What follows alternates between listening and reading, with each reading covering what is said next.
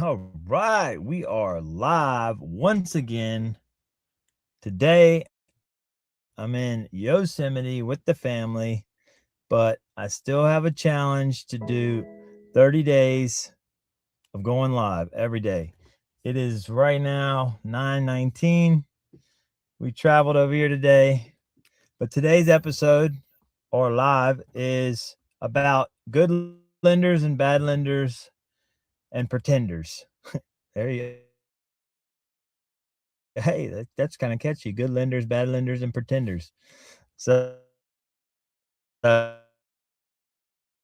to put all, I'm a real estate investor out of Las Vegas. I invest in real estate all over the country, particularly 4 states right now: Louisiana, Las Vegas, Florida, and Texas. I have co-livings, Airbnbs. I do fix and flip and new construction.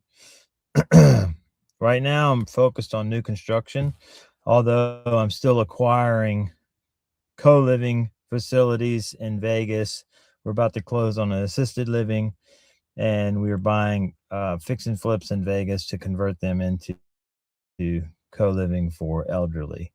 So I'm not going to be long today, but good lenders and bad lenders. Good lenders have they have websites. They get.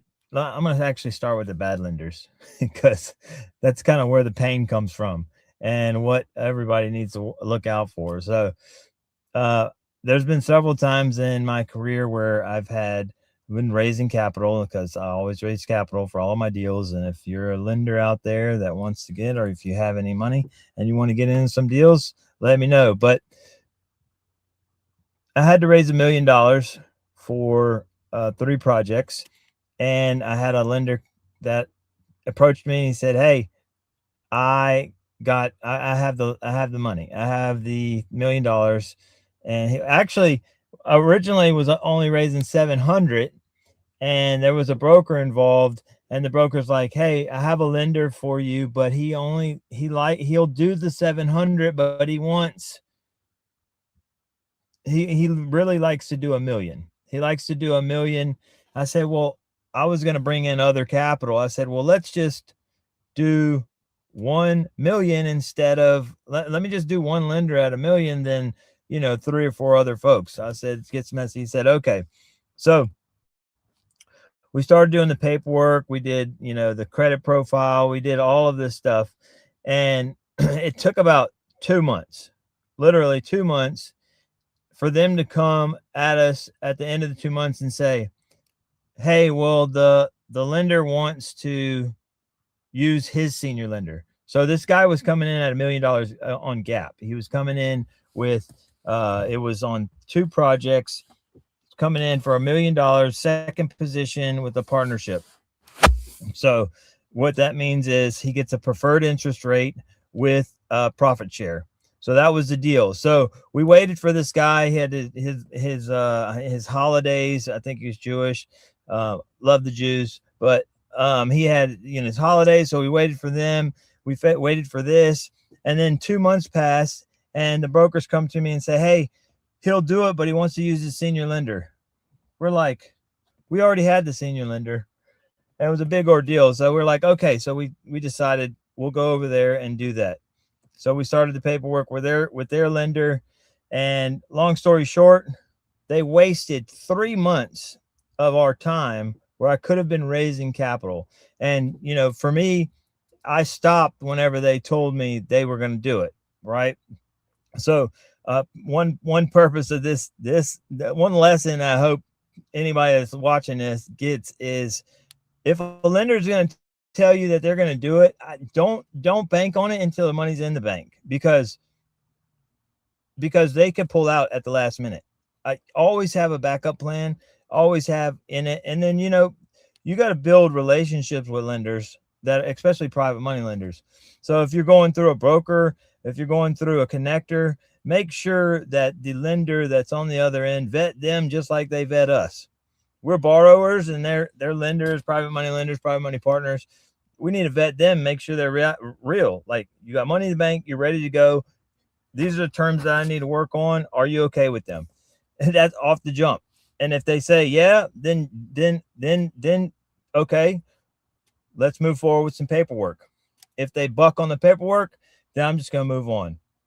But this happened to me not once, but twice. Another time we're raising a large sum of money. Gentleman comes to me. He picks me up off of, I think I was on Private Money Club. Finds me on Private Money Club. He said, hey, I looked at one of your deals.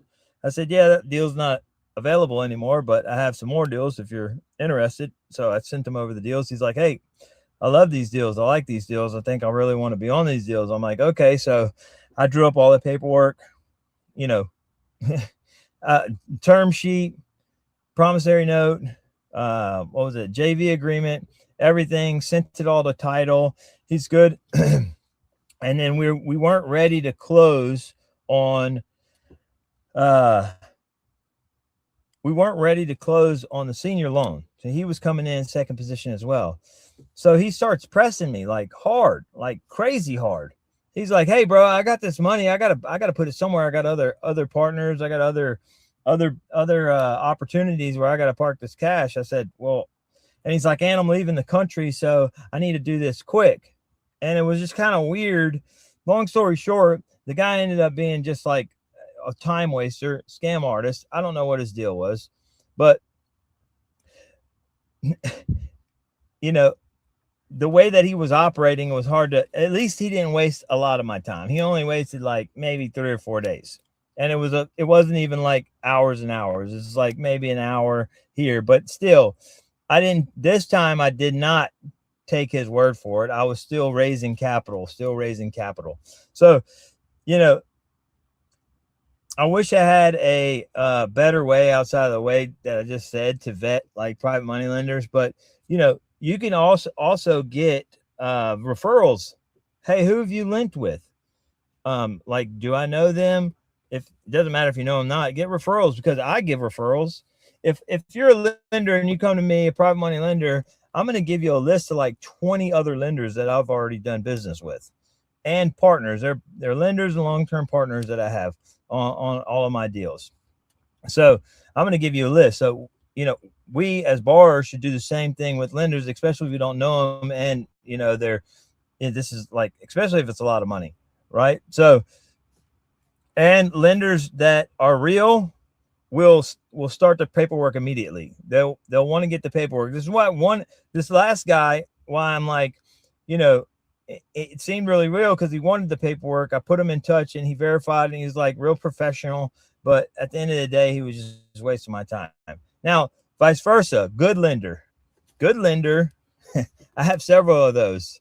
A good lender will wire the money before it's even time. I had this happen 2 times with one of my lenders.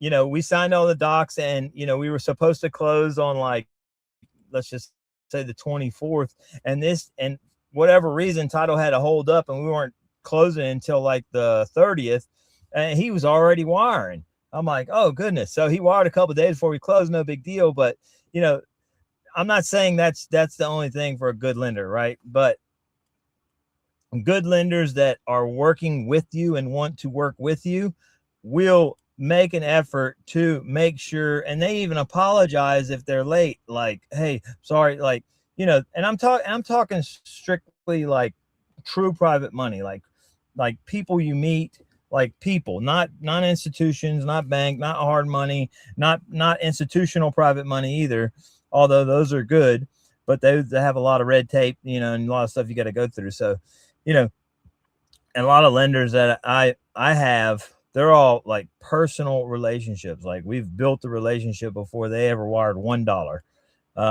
So good lender, bad lender. Bad lender is a time waster.